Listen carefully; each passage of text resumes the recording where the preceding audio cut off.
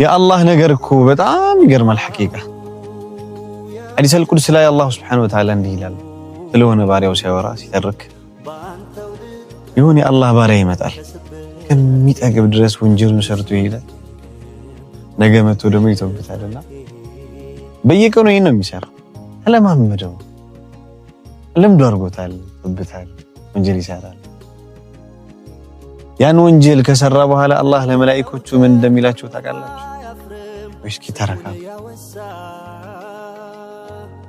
መምጣቱ አይቀርም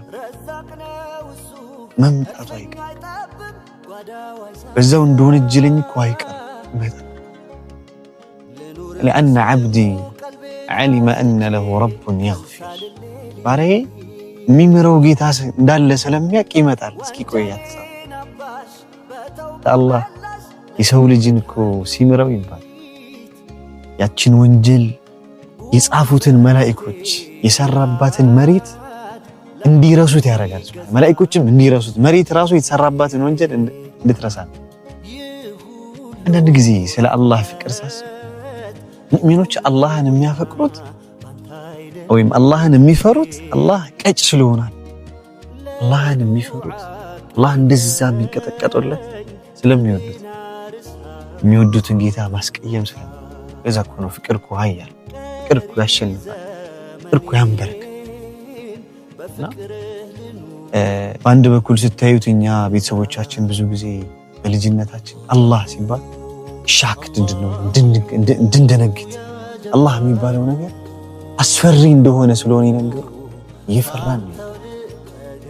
ግን ህፃን ልጅን አይታችሁ ከሆነ ራሱ የሆነ ነገር ካፈቀረ ከወደደ ሙጭኝ ከሆነ ነው አይደል ሰለፎች አንዱ ሰለፍ ምን አለ ይባላል አላህን እንድፈራ አድርገው አሳደጉኝ አደኩ ካወቅኩ በኋላ ስለ አላህ ፍቅር ያለፈው ታሪኬን ረገምኩት ይላል